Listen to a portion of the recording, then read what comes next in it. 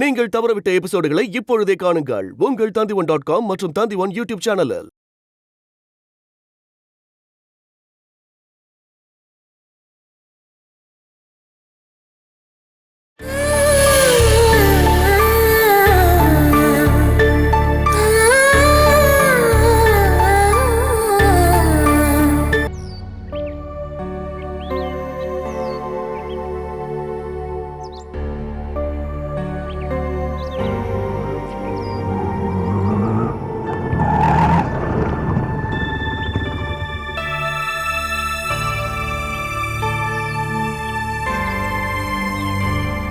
பாலா, வீட்டோட கரண்ட் சம்பந்தப்பட்ட விஷயத்துல நான் இந்த கேசிபி ஆஃபீஸ்க்கு கம்ப்ளைண்ட் பண்ண போயிருந்தேன்.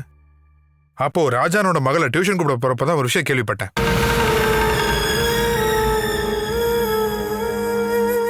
பாலா எனக்கு ஒரு கால் பண்ணிருக்கலாம்ல.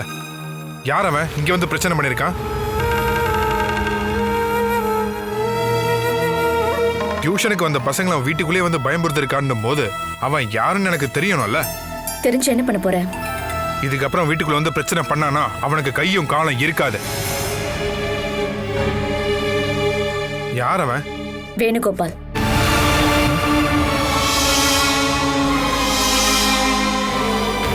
என்ன அவன் கை கால் உடைக்க நீ போகலையா? தண்டனை முடிஞ்சதா? பரோல்ல வந்திருக்காரு. எத்தனை நாளைக்கு? அது எனக்கு தெரியாது. சரி, அந்த ஆள் எங்க? அதுவும் தெரியாது. காலையில குழந்தைங்க ஸ்கூலுக்கு போற வரைக்கும் இங்கதான் இருந்தாரு. அதுக்கப்புறமா இங்க போயிருக்காரு. அந்த ஆள் இங்கதான் தங்கியிருக்கானா? ஒரு ஆள் வந்து நான் இந்த வீட்டுல தங்கலாமா அப்படின்லாம் கேட்க முடியாது இல்லையா? இவர் தங்கறதுக்காக தானே வந்திருக்காரு. எனக்கு தாலி கட்டினவன், என் குழந்தைங்களுடைய அப்பா, இதெல்லாமே அவருக்கு உரிமையாச்சே. வேணுகோபன் இங்க வந்து தங்கினானா உன்னோட வாழ்க்கை நாசமா போயிடும். அந்த ஆளுக்கு பயந்து யாரும் குழந்தைங்களை டியூஷனுக்கு அனுப்ப மாட்டாங்க.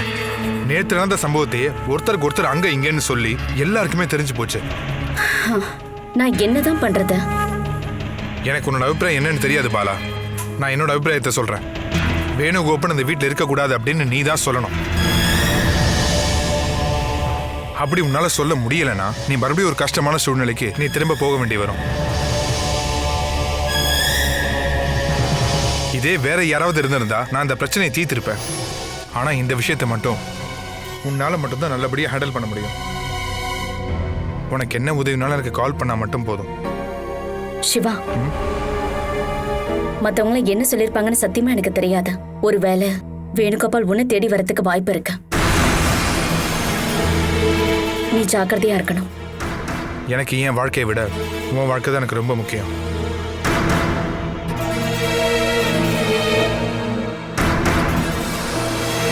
பாலா, பாலா, சொல்லுங்க தே. கொஞ்சம் இங்க வாமா.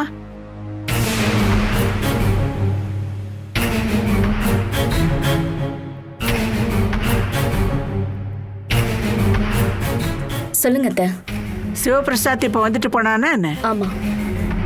வேணுவோட சுபா வந்து அவனுக்கு தெரியும்ல. நீ கல்யாணம் பண்ணிட்டு வந்த கொஞ்ச நாள்லயே அவனுக்கு சாப்பாடு பரிமாறும் போது உன்னை ஒருத்த பார்த்துட்டான்னு சொல்லி தேங்காய் வெட்ட வந்த அந்த ராஜனை அவன் முண்டு இல்லைன்னு பண்ணிட்டான். உனக்கும் சிவபிரசாத்துக்கும் கள்ளத்தொடர்பு இருக்குன்னு என் பசங்க சொல்றாங்க. அப்படி இருக்கும்போது ஊர்க்காரங்க என்னெல்லாம் சொல்லுவாங்கன்னு உனக்கு தெரியும்ல. மத்தவங்க சொல்றது எனக்கு பிரச்சனை இல்ல அத்தை. அப்படி ஒரு சந்தேகம் உங்களுக்கு இருக்கா? சந்தேகம்லாம் இல்லம்மா, எனக்கு அங்கலாய்ப்பு தாம்மா. அவனோட எந்த பழக்க வழக்கமும் வேண்டான்னு நான் உன்னை எச்சரிக்கை பண்ணேன். நீ நான் சொல்றத கேட்கல, அவன் மறுபடியும் இந்த வீட்டுக்கு வரான். இது எங்க போய் முடியும்னு உனக்கு நல்லாவே தெரியும்ல. போதுமா, இனிமே வேண்டாம். இனிமே அவன் உதவி உனக்கு தேவையே இல்லை.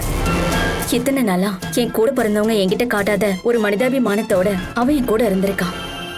இந்த நேரத்துல அவனை என் வீட்டுக்கு வர வேண்டான்னு சொன்னா அதுதான் அத்தை என்னுடைய வாழ்க்கையிலேயே ஒரு மிகப்பெரிய நன்றி கெட்ட செயல். நான் உன்னை நினைச்சு சொல்லவே இல்லம்மா. அவன் வாழ்க்கை நல்லா இருக்கணுங்கிறதுக்காக தான் சொல்றேன். அப்பாவையே குத்தும் போது குழந்தைங்களை குத்தாம இருப்பாங்களா என்ன? சாதாரண விஷயத்துக்காக சந்தேகப்பட்டு வழியில போற ஆம்பளைங்க கிட்ட எல்லாம் சண்டை போடுறவன் தான் வேணும். அப்படிப்பட்ட அவங்கிட்ட உனக்கும் அந்த ஆட்டோக்காரனுக்கும் கள்ள தொடர்பு இருக்குன்னு யாராவது அவன்கிட்ட சொல்லிட்டாங்கன்னா, இங்க பாரு, ஏற்கனவே யாராவது சொல்லியிருப்பாங்க. ஒருவேளை யாரும் சொல்லலைனாலும் சுமேஷ் அவங்கிட்ட சொல்லியிருப்பான். ஒரு நல்ல பையனோட வாழ்க்கை ஒன்னால நாசமா போகக்கூடாது. அவனை வேணு இந்த ஊர்ல பாத்துட்டானா அடுத்த நிமிஷமே கொன்னுடுவான். அப்படி நடக்காம இருக்கணும்னா சிவபிரசாத் கிட்ட இனிமே இங்க வர வேண்டான்னு நீயே சொல்லிடணும். சொல்லிதான் ஆகணும். இல்லைன்னா நிச்சயமா வேணு அவனை கொன்னுடுவான். உறுதியா சொல்றேன்.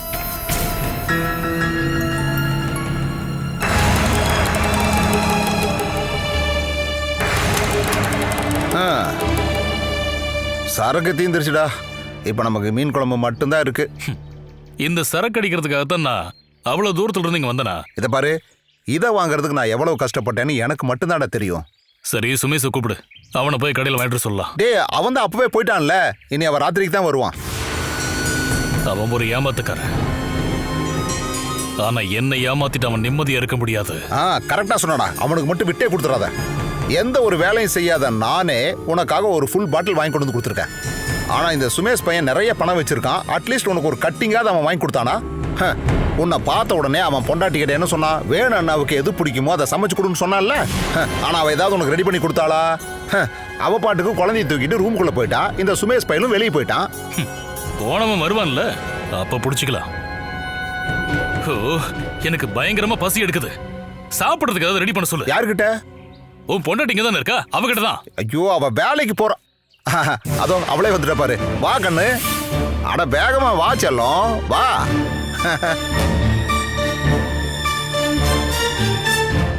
அட வா. யார் வந்திருக்காங்கன்னு வந்து முதல்ல பாரு. நம்ம வேணு வந்திருக்கான், நம்ம செல்ல குட்டி.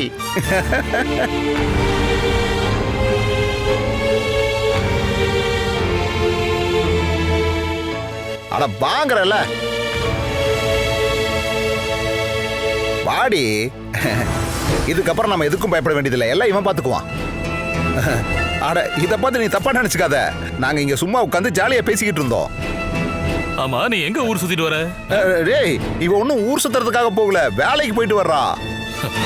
பொண்டாட்டிய வேலைக்கு அனுப்புறதுக்கு உனக்கு வெக்கமா இல்ல? காலையில போனா இவங்க சாயந்தரம் தான் திரும்பி வராங்க. எங்க போயிட்டு வராங்கன்னு யாருக்கு தெரியும்? இங்க பாரு, அப்படி எனக்கு போகணும்னா எனக்கு தாலி கட்டின புருஷனோட சம்மதத்தோட போவேன். 2 குழந்தைய வளர்க்கறதுக்காக 6-7 வருஷமா உன் பொண்டாட்டி அங்கிருந்து தனியா கஷ்டப்படுறாள். உனக்கு வெக்கமா இருந்தா முதல்ல அவளோட செலவை போய் பாரு. அதுக்கப்புறம் வந்து எனக்கு அட்வைஸ் பண்ணு. உன் வாய் கொழுப்பு இன்னும் குறையவே இல்லடி. உன்னை பார்த்தது அது இன்னும் அதிகமாயிடுச்சு. அப்படின்னா நான் அதை குறைச்சு காட்டுறேன். வாடா, அனுப்பி ஆடி வா. என்ன பண்ணுவ? ஏண்டா, இவதான் அறிவு கிட்டதனமா ஏதோ பேசுறானா? அதுக்காக நீ சண்டைக்கு வந்துருவியா என்ன? இங்க பாரு, நான் இல்லாத நேரமா பார்த்து இவளும் அவளும் சேர்ந்து தான் எங்க அம்மா வெளியே அனுப்பி வச்சிருக்காங்க. சும்மாறா. என்னோட அம்மாவை நீங்க 2 பேரும் சேர்ந்து வீட்டை விட்டு வெளியே அனுப்பிட்டீங்களா? இங்க பாரு, நான் உன்னை உங்க அம்மாவை இந்த வீட்டை விட்டு அனுப்பல. உன்னோட தம்பியும் அவரோட பொண்டாட்டியும் சேர்ந்து தான் அனுப்புனாங்க. ஆஷா ஆஷா ஆஷா. இங்க பாரு, நான் வேலைக்கு போய் சம்பாதிச்ச காசுல இருந்து என்னால முடிஞ்ச அளவுக்கு நான் உங்களுக்கு காசு கொடுத்துட்டு தான் இருக்கேன். அப்புறம் எதுக்குடி ஏதோ ஒரு வாடகை வீட்டுல போய் எங்க அம்மா கஷ்டப்பட்டு இருக்காங்க? அத உன் தம்பி கிட்ட போய் கேளு. சுமேஷோட வேலை. சுமேஷ் உன்னோட சொத்தை எழுதி வாங்கிட்டு தான் அவன் ரொம்ப சந்தோஷமா வாழ்ந்துட்டு இருக்கான். அத்தைக்கு வாய்க்கு ருசியா ஒருவேளை சாப்பாடாவது கொடுத்திருப்பாங்களான்னு நீயே போய் அவங்க கிட்ட கேளு. நான் இல்லாம இருந்திருந்தா அவனும் ஆஷாவும் சேர்ந்துக்கிட்டு அம்மாவை ஏற்கனவே கொண்டு இருப்பாங்க. இங்க பாரு, அத்தை பொண்ணுது வேற யாரு கூடயும் இல்ல, உன் பொண்டாட்டி கூட தானே போயிருக்காங்க. அத்தைக்கு எந்த குறையும் இல்லாம அவன் நல்லா தான் பாத்துக்கிட்டு இருக்கான். சரிதான். அவங்களுடைய சந்தோஷத்தை நாசமாக்க நீ அங்க போகாம இருந்தா சரிதான். என்ன பேசிட்டு இப்படி பாதிலேயே போற? போகாம நான் இங்க இருந்து சரக்கு ஊத்தி கொடுக்கணுமா என்ன? நீ அப்படியெல்லாம் பேசாத. இது லோக்கல் சரக்கு இல்ல, ஃபாரின் சரக்கு. கொஞ்சம் தட்டி வாங்கிட்டு வந்தா அதுவும் தீந்து போச்சு. இங்க பாரு, பாட்டில் காலியா கிடக்கு. ஏண்டி, நம்ம குடும்பத்துல முதலா ஒருத்தன் ஜெயிலுக்கு போயிட்டு வந்திருக்கான். அதுவும் ஒரு கொலை பண்ண குற்றத்துக்காக. அவன் அங்கிருந்து பரோல்ல வரும்போது நாம தாண்டி அவனுக்கு வரவேற்பு கொடுக்கணும். ஏய், ஒரு 500 ரூபாய் குடுறீ, நான் சாயந்தரமா தர்றேன். இல்ல நாளைக்கு விடுங்க. நம்ம ஒரு வேளை கஞ்சி குடிக்கிறதுக்காக தான் நான் இப்போ வேலைக்கு போயிட்டு இருக்கேன். நீங்க கல்லு வாங்கி குடிக்கிறதுக்கு ஒண்ணு நான் வேலைக்கு போகல. இவன் மறுபடியும் கல்லுங்கறாடா. நாங்க குடிக்க உன் காசு ஒண்ணு தேவையில்லடி. அதான். டேய், உன் கையில பாரு எவ்வளவு காசு? 7 வருஷத்து சம்பளம். ஜெயிலுக்கு போனா சம்பளம் கிடைக்குமா? இது நல்லா இருக்கே. இங்க பாருங்க, அப்படின்னா நீங்க யாரையாவது கொண்டுட்டு ஜெயிலுக்கு போங்க. ஐயோடா. டேய், இது உண்மையிலேயே உன்னோட சம்பள பணமா என்ன? இல்ல நீ ஜெயில இருந்து வந்ததுக்கு அப்புறமா ஏதாவது கொட்டேஷன் வேலைக்கு போனையா? நீ நினைக்கிற மாதிரி அங்க தூங்கிட்டு இருக்கிற வேலையெல்லாம் கிடையாது. அங்க ஒவ்வொருத்தரும் அவங்கவுங்களுக்கான வேலையை செஞ்சுதான் ஆகணும். ஐயோ, அங்க வேலை பார்க்கணுமா? அப்படின்னா அது ரிஸ்க் தான். எனக்கு வேண்டாப்பா. என்னோட வாழ்க்கையில முதலா ஒருத்தன் ஜெயிலுக்கு போய் சம்பாதிச்சுட்டு வந்த பணத்துல தண்ணி அடிக்க போறேன். இந்த காசுல தண்ணி அடிச்சா சும்மா கிக்கு ஏறும். எனக்கு இப்ப சந்தோஷமா இருக்கு. நாம இந்த காசை வச்சு நல்லா சரக்கடிச்சு என்ஜாய் பண்ணலாம்டா. இது சரக்கடிச்சு தீக்க ஒண்ணு கொண்டு வரல. அப்புறம் வேற என்ன பண்ண போற? ஏன்டா வேணும், நீ மறுபடியும் ஜெயிலுக்கு தானே போக போற. அங்க போய் சம்பாதிச்சுக்கலாம் இல்லையா? சரி, அதை விடு. நீ இங்கேயே உட்காந்துரு, நான் வேகமா ஓடி போய் சரக்கு வாங்கிட்டு வந்துடுறேன். சரியா? ஐயோ, நான் என்ன இந்த வழியில போய்கிட்டு இருக்கேன்? அதான் புதுசா ரோடு போட்டாங்கல்ல.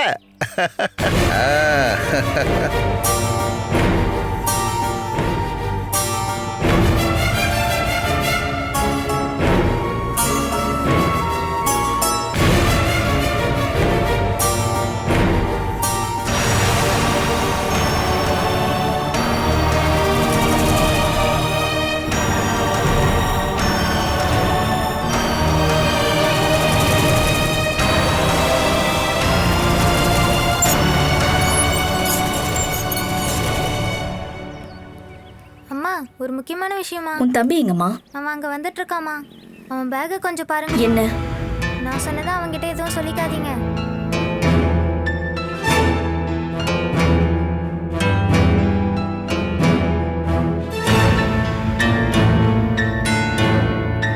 அம்மா இங்க உட்காந்து என்ன யோசிச்சுட்டு இருக்கீங்க? சாப்பிடுறதுக்கு ஏதாவது வச்சிருக்கீங்களா? இருந்தா எனக்கு சாப்பாடு எடுத்து கொடுங்கம்மா. நீ ஒரு நிமிஷம் இங்கே நில்லு. உன் பேக்கை என்கிட்ட கொடு. எதுக்காக? எதுக்காகன்னு சொன்னாதான் நீ என்கிட்ட கொடுப்பியா? என்னோட பேக் உங்களுக்கு எதுக்குமா? பசங்களுடைய பேக்கை அடிக்கடி செக் பண்ணணும்னு பேரண்ட்ஸ் மீட்டிங்ல உங்க டீச்சர் சொன்னதை நீ கேட்டல்ல? யார் சொன்னது? நான் கேட்கலையே. நீ அங்க எதையுமே கவனிக்கவே இல்லையே. பேக்கை என்கிட்ட கொடு. நீங்க பார்க்க வேண்டாம். நான் பார்த்ததுக்கு அப்புறம் நீ அதை எடுத்துட்டு போனா போதும். என்கிட்ட கொடு. என்கிட்ட கொடுறா. கொடுன்னு சொல்றேன்ல. கொடு. டேய், கொடு. என்கிட்ட நீ உன் பலத்தை காட்டாத. நான் உனக்கு சூடு வச்சிருவேன்.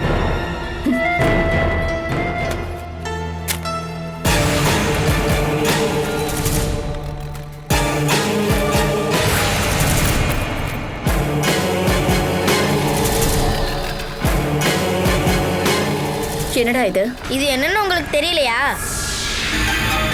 ஆமா, நீ எதுக்காக இந்த பேக்ல பத்திரமா வச்சிருக்க? நீ தினமும் காலையிலயும் சாயங்காலம் இந்த கல்ல சுமக்கிறன்னு வேண்டிக்கிட்டியா என்ன? உண்மையை சொல்லுடா. இது எல்லாத்தையும் நீ எதுக்கு பேக்ல பத்திரமா வச்சிருக்க? இது அப்பா அடிக்குதான். எதுக்காக நீ அப்பா வடிக்கணும்? அவர் தான் உங்களை திட்டிட்டே இருக்காருல்ல. அது உன் அப்பாவோட சுபாவம் நான் தான் ஏற்கனவே சொல்லிட்டேன்ல. கல்லால ஒரு அடி வாங்கினாருன்னா அவரோட குணம் மாறிடும். நீ என் கையில தினமும் எத்தனை அடி வாங்குற?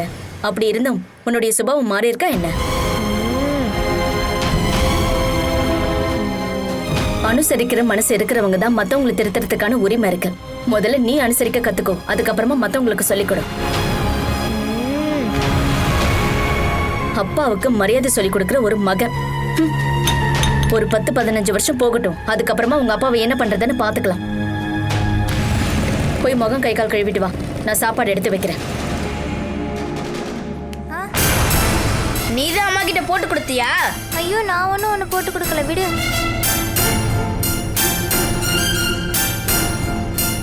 அம்மாவை பொண்ணையும் பாரு. கண்டிப்பா ஒரு நாள் எல்லாருக்கும் இருக்கு.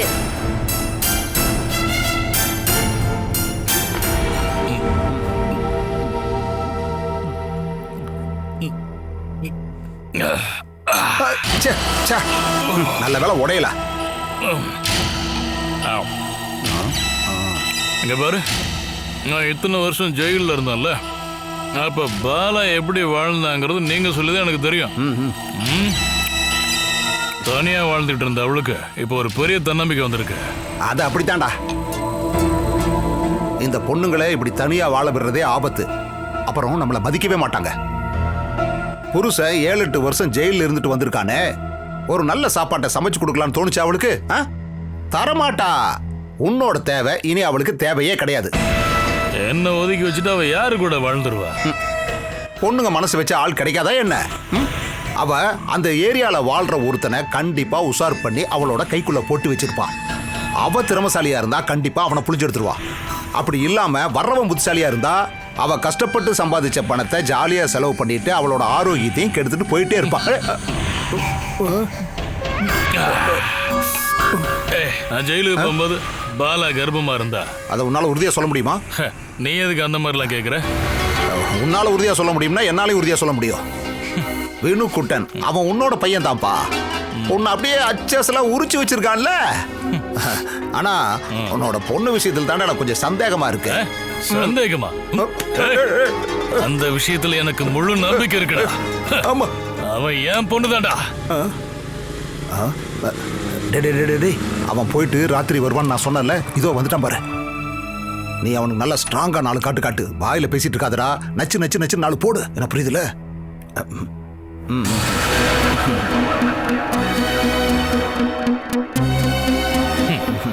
நான் போயிருப்பேன்னு நினைச்சு வந்திருப்பான்னு நினைக்கிறேன். இல்ல, நான் ஒரு முக்கியமான வேலையா தான் வெளியில போனேன். உனக்கு எல்லா வேலையும் முக்கியமான வேலை தானே. அதுக்கடையில நான் சொன்ன விஷயத்தை நீ மறந்துடாத.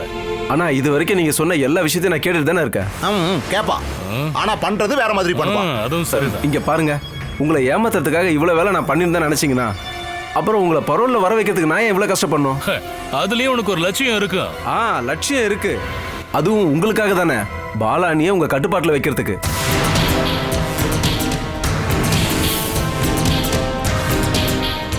பாலானி இப்ப யார் கூட வாழ்றாங்கன்னு தெரியுமா? சிவபிரசாத்ன்ற ஒரு ஆட்டோக்காரன் கூட வாழ்றாங்க. நான் ஆரம்பத்திலேயே அதை கண்டிச்சேன். ஆனா அவனுக்கு ரவுடிங்கெல்லாம் தெரியும். அவன் இருக்கிறதுனால தான் பாலானி இப்ப நம்ம எல்லாரையுமே மிரட்டிட்டு இருக்காங்க. இங்க பாருங்க, பாலானி அவனோட புருஷ முண்டாட்டி தான் வாழ்றாங்க. பாலாவை பத்தி தப்பா சொன்னா உன்னை கொன்னு போட்டுருவேன்டா. அவன் ஏன் பொண்டாட்டி? அவன் மத்தவங்களை பாக்குறது கூட நான் சம்மதிக்க மாட்டேன். இதுக்கப்புறம் அவளை பத்தி ஏதாவது தப்பா சொன்னா உடனே. இது நான் சொல்ற கதை கிடையாது. பாலானி இப்ப அவனோட தான் வாழ்றாங்க. என்கிட்ட நீங்க கோவப்படாதீங்க, அவகிட்ட போய் காட்டுங்க. பாலா உங்களுக்கு வேணும்னா அவன் சாவணும். போய் நீங்க அவனை கேளுங்க.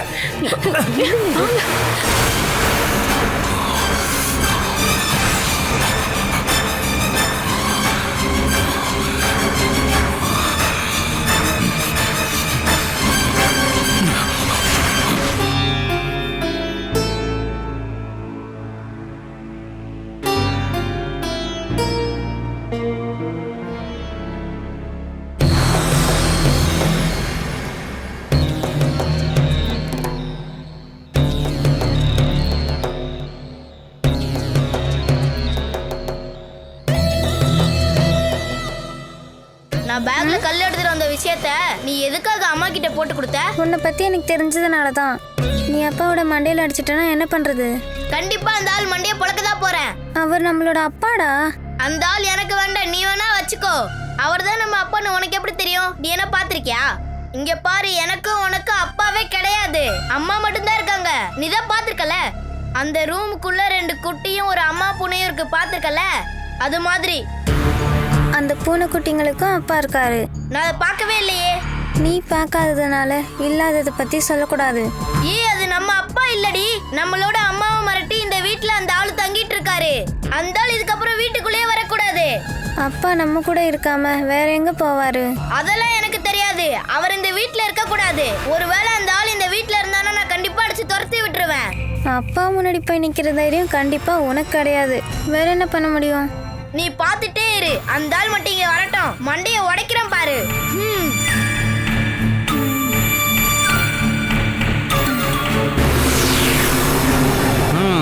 பரோல் முடிஞ்சு வேணு திரும்பி போறதுக்குள்ள சுமேஷ் விஷயத்துல கண்டிப்பா ஒரு தீர்வு தெரிஞ்சிடும்.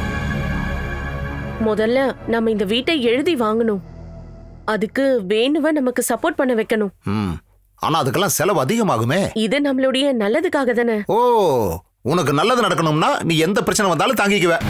நிரந்தரமா இருக்க வேண்டிய அவசியம் இல்லைல்ல. ஒரு மாசத்துக்கு அப்புறம் வேணு இங்க இருந்து போயிடுவாருல்ல. போயிட்டு திரும்ப வரதுக்கு ஒரு 2-3 வருஷம் ஆகும். அதுக்குள்ள நம்மளோட சொத்தை வித்துட்டு நம்ம இங்க இருந்து தப்பிச்சிடலாம். இங்க பாரு, நாம இங்கிருந்து போற விஷயத்த அப்புறமா பேசிக்கலாம். இந்த சுமேஷை இங்கிருந்து துரத்தி விட்டுட்டோம்னா அதுக்கப்புறம் இந்த வீடு யாருக்கு? நமக்குடி.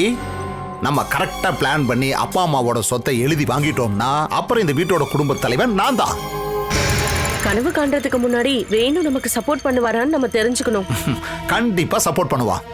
நான் எந்த பிரச்சனையும் பண்ண மாட்டேங்கிறது அவனுக்கு நல்லாவே தெரியும்.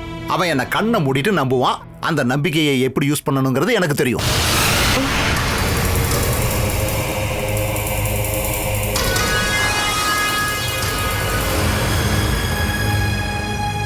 கேஸ் விஷயத்துல நீங்க நல்லாவே ஏமாத்திருக்கீங்கன்னு மாமாக்கு தெரிஞ்சு போச்சு. ஆல்ரெடி கோவத்துல இருக்காரு. நீங்க வேற ஏன் குடிச்சிட்டு இருக்க ஆளுகிட்ட எதுக்கு இப்படி பேசிட்டு இருக்கீங்க? ஏண்டி என் மேல இருக்க கோவத்தை பாலா மேலேயும் சிவபிரகாஷ் மேலேயும் திருப்பி விடுறதுக்கு தான் நான் இந்த நாடகத்தை பண்ணேன். ஆனா என்ன ஆச்சு? அவர் கோவப்பட்டதை பார்த்தல, அது உனக்கு புரியவே இல்லையா? நான் பிளான் பண்ணது ஒர்க் அவுட் ஆயிடுச்சு. வேணான்னு எதுக்கு பரோல் எடுத்தேன்? பாலா எக்காரணத்தை கொண்டும் அம்மாவை வச்சு நம்ம மேல கேஸ் போடக்கூடாதுன்றதுக்காக தான். அப்படியாப்பட்ட எண்ணம் அவளுக்குள்ள இருந்தா அதை வேணான்னு நடக்க விடாம பண்ணிடுவாரு. அப்புறம் அவளுக்கு உதவியா இருக்கிற அந்த சிவபிரசாத் விஷயத்திலையும் வேணான்னு ஒரு முடிவு கட்டிடுவாரு. பாலா அக்கா என்ன வேணாலும் பண்ணி தொலையட்டும், நாம எதுக்காக அவங்கள டிஸ்டர்ப் பண்ணணும்? அம்மா பாலா கூட அந்த வீட்டில் இருக்கிற வரைக்கும் நமக்கு பெரிய பிரச்சனை தான். அந்த விஷயத்தை முடிக்கிறதுக்கு வேணானால மட்டும்தான் முடியும்.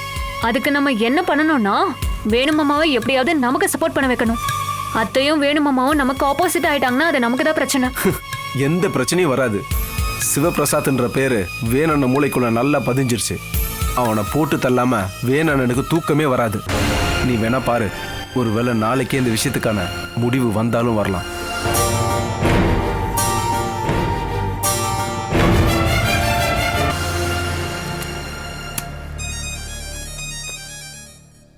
அம்மா, பிரீத்தி ஆண்டி கால் பண்ணியிருக்காங்க.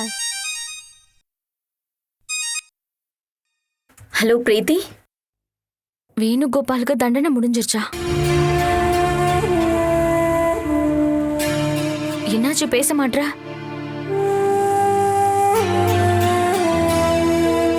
நேத்து டியூஷனுக்கு வந்த பசங்களை அவன் அனுப்பிட்டானா? நீ எங்க இருக்க? ஏன் எதுவும் பேச மாட்டேங்கிற? அவன் பக்கத்துல இருக்கானா? இல்ல. அவனோட தண்டனை காலம் முடிஞ்சிருச்சா? அம்மா, எத்தனை வருஷம் ஆச்சு? 7 8 பரோல்ல வந்திருக்காரு. ஓ, எத்தனை நாள் இருப்பாருன்னு தெரியாது. இருந்தாலும் வேணுகோபால் திரும்ப போற வரைக்கும் டியூஷன் எடுக்க முடியுமான்னு எனக்கு தெரியல. நீ எதுக்கு இப்ப அவனை பார்த்து பயப்படுற? இதுக்கப்புறம் அவன் உன் வாழ்க்கையில தடையா இருக்கிறதுக்கு நீ சம்மதிக்க கூடாது. அவன் உன்கிட்ட ஏதாவது பிரச்சனை பண்ணானா எனக்கு கால் பண்ண. நாம ஸ்டேஷன்ல கம்ப்ளைண்ட் கொடுக்கலாம். பரோல்ல வர குற்றவாளி ஏதாவது ஒரு கேஸ்ல மாட்டினானா அதுக்கப்புறம் வெளியே வர வாய்ப்பே இல்லை.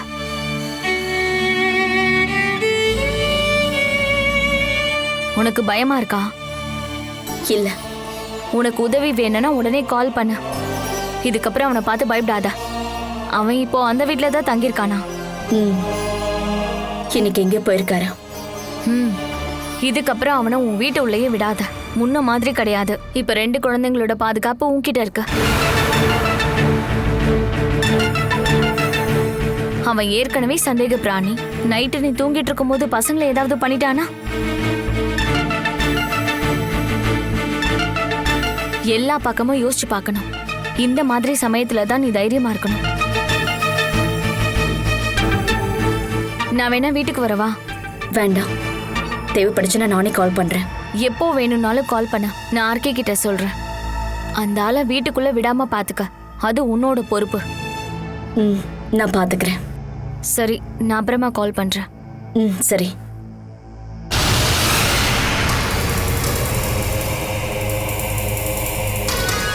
Catch us on TV, Tandivan.com, Facebook and YouTube.